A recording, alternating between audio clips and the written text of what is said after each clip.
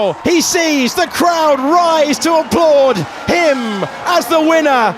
Norris weathers the storm. The British driver sees the checkered flag first. And every driver dreams of this moment, leading the Monaco Grand Prix on the last lap. What a weekend this has been for fastest in practice, sprint pole, sprint victory, Grand Prix pole, and the Grand Prix win. Lando won the championship! Lando, this is Zach from McLaren. Is this the world champion hotline? It's not what I wanted, but it's not what anyone else wanted either. Favorite rapper, Future, boy. Future, what's up, boy? And let's be honest, are we really surprised he won the championship? No, of course I knew he was going to win. As a big Oscar Piastri fan, you know how I felt. Just calm and... I hate you, McLaren! I'll be good old honest Abe and tell you that up until Abu Dhabi, I never lost hope for Oscar. Low-key, I seriously thought Lando was going to bottle like in Vegas and Oscar would take it home. I was so surprised that by the end of the race I went, Lando won the WDC? Lando? But come on, it's not like he doesn't deserve it after all. He's been loyal to the team for his whole F1 career, so I say let's give props to him. And not just him, but to Max and Oscar as well for putting up a great fight till the end. Let's go, Max! Let's go, Max Verstappen!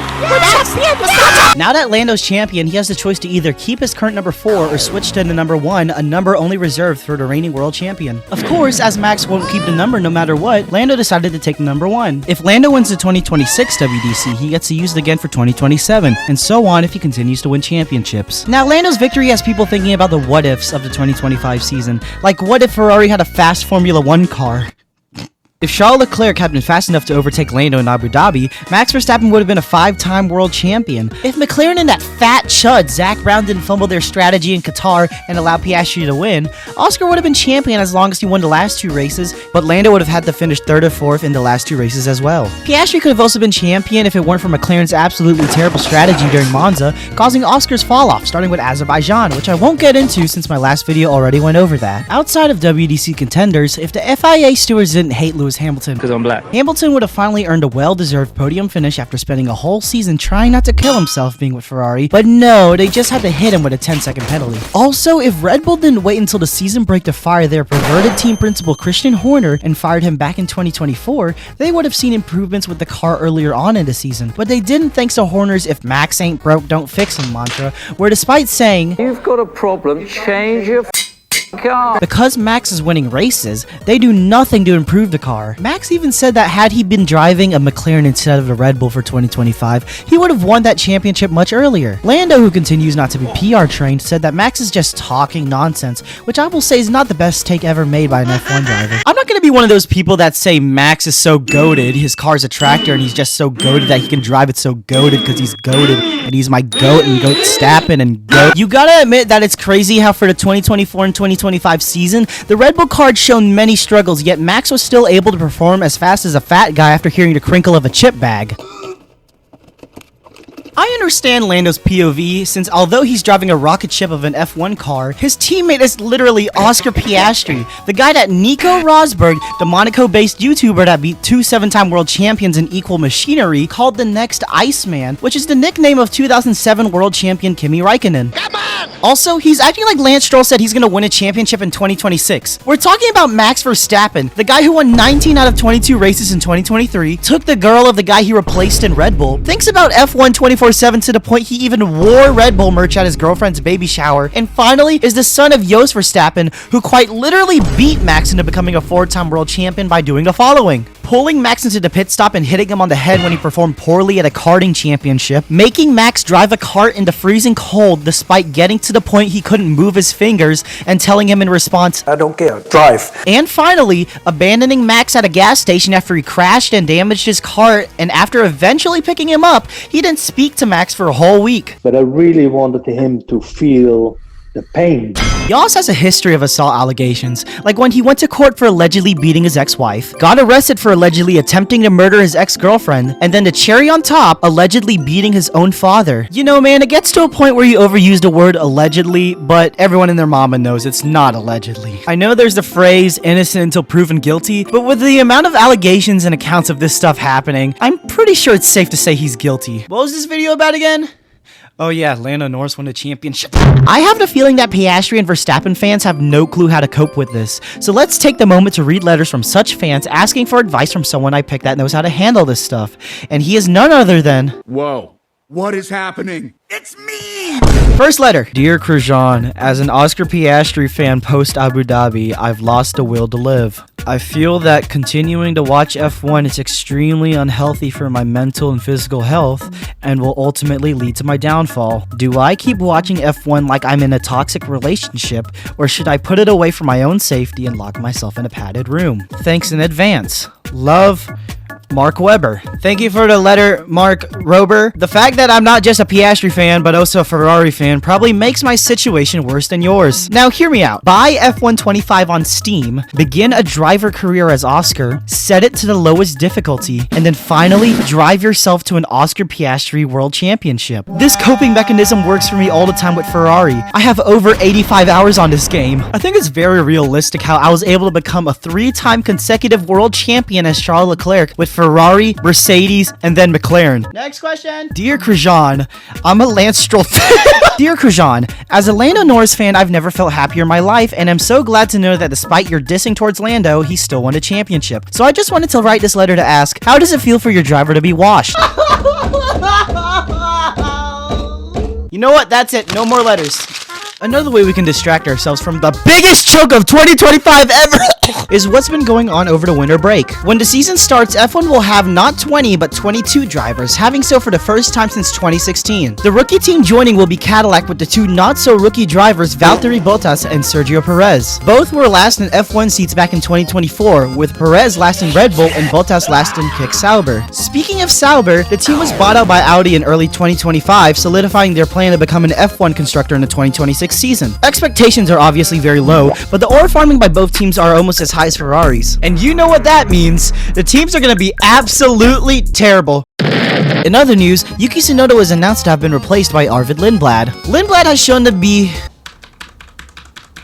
very promising, as he's already won an F3 and F2 Grand Prix when he has only, get this, just turned 18 in August. What am I doing with my life, bro? He's only a year older than me. Jack Doohan, who after driving 6 races in 2025 for Alpine, in which he had a crash in the opening lap of Australia, a crash in free practice 2 in Japan, and then a collision in turn 1 at Miami, got kicked from his F1 seat afterwards, and worst of all, crashed 3 times in 3 days in the same corner during Super Formula testing, has agreed as of January to not continue driving for Alpine as a reserve driver for this year. I mean, all you can do is feel bad for the guy, but some good news is that he is rumored to be closing a deal with Haas as a reserve driver. He could even return to F1 as soon as next year, as Haas driver Ollie Bearman is considered a top choice to replace Lewis Hamilton if he chooses to retire after 2026. Hey, editor Krujaan here.